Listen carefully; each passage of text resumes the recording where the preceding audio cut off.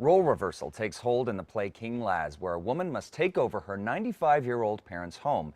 Now, this is actually based on a very real year lived by the writer and performer of the play.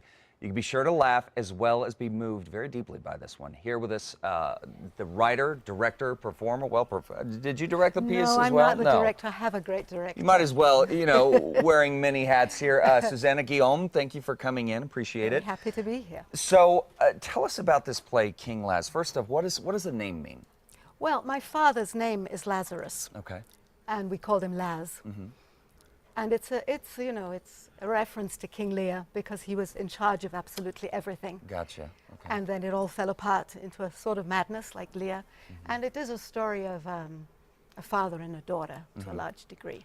Which, yeah, I mean, is I very get to- much King Lear in many ways. I get to play all the daughters, you know. Really? Okay. 'Cause So, I have well, I mean, not in the actual, I mean just in Sure. who I am. sure, yeah, yeah. I have a Cordelia in me somewhere, but I have the other ones too. Yeah, yeah. So tell us about the development of this piece. So you spent a year. What was the situation, without getting too specific or revealing anything about the show? But how did it go from your personal life experience to a piece of art on stage? Well, this is the third show I've written. I write about my life. When things began to fall apart, my parents were 95. They'd been living perfectly independently, and then my father got ill. And it just seemed very interesting to me. You know, I went over 6 times in 1 year. Wow. And so I wrote about really what happened that year, but also how it affected me mostly, and how it caused me to look over my whole life and to think about my relationship, especially with my father. Now, you said you went over, so he's overseas. They were in France. They retired from England. They're English. Okay. They retired to France. Okay. I've always been over here since I was like 17. Oh, okay. Okay.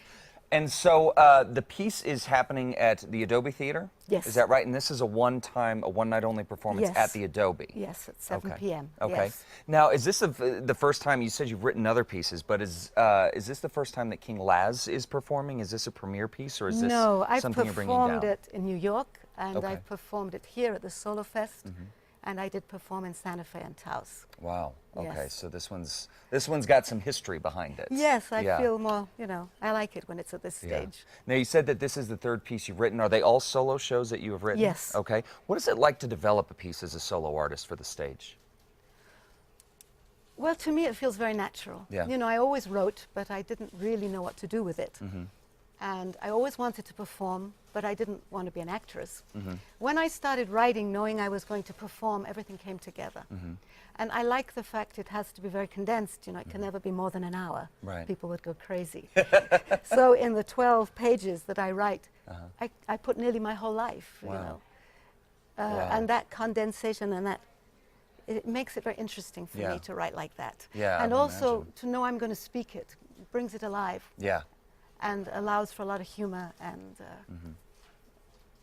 liveliness. Yeah. Yes. Yeah. And it definitely, I'm sure, sort of pushing the boundaries and really exploring the emotional depth of this. I mean, it sounds like a very compelling story emotionally, and something that a lot of folks out there would probably relate to in many different Well, ways. yes, there's so many people going through this Yeah. situation, and it really seems to matter to people. Yeah.